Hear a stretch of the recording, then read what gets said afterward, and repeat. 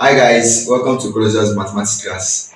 Thanks for watching this channel. And if you have not subscribed to this channel, kindly do that by clicking the subscription button and the notification button so you can get to see more videos as it's being on. So we are going to be starting a new series which is on circle. So today I'll be starting on part of a circle, and I'm going to be explaining to you the parts of the circles you need to be familiar with.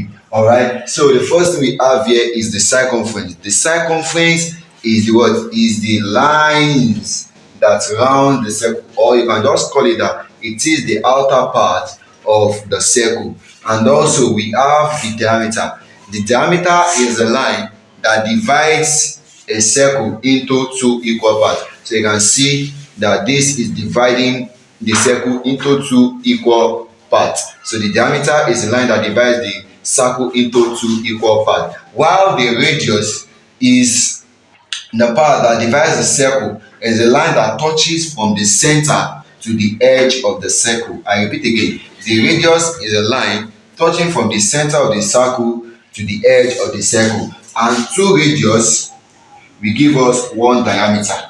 I get what I'm saying? Two radius will give us what? One diameter. So if I want to get a radius, the radius will be what? The diameter divided by what? By 2. So if you divide the diameter into 2, you will get your radius, and if you have two radius, you will have one diameter. Now we also have what we call the chord. We also have a line we call chord. Now this chord also divides the circle, but it is not coming from the center. You can see that this one divides the circle. It also divides the circle, but we have what we call the segment. So this part is called the segment. So you can call this place the segment. So also under the segment, you have what we call the minor segment and the major segment. We call this place the minor segment because this is smaller to this other part. So this is a minor segment, while this place is the major.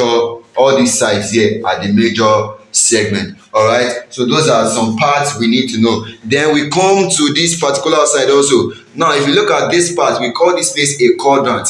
A quadrant is a quarter part of a circle. If you look at this quadrant now, this is like this. This is a quarter of the circle.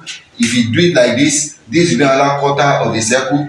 If you do it like this will be another quarter, and this will be another quarter of the circle. All right, so a quadrant is the quarter of a circle. Then this is always the center of the circle. Now we have another one that we call a sector. Now what is a sector? A sector is a lower part that is bounded by two radii. Now if you see that this part from the center to the edge, this is a radius.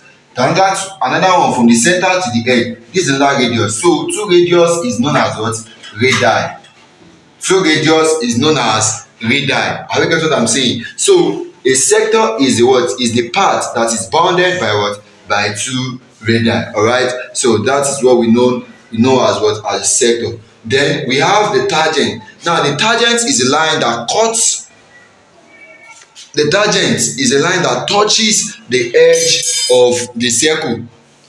Are you get what I'm saying now? The tangent touches, so you can see that this line is coming and it touches. So these are part of the theorems. These are part of the things we are going to be using when we are talking about theorems of circle. And we are going to be using some of this major thing on part of circle. So in the next class, I'll be discussing about how to get the circumference, formulas involved in working on circles. I'll be talking about the formulas involved in working anything on circle, and then from there we get into the theorems of circle. So thank you very much for watching, and do have a great day.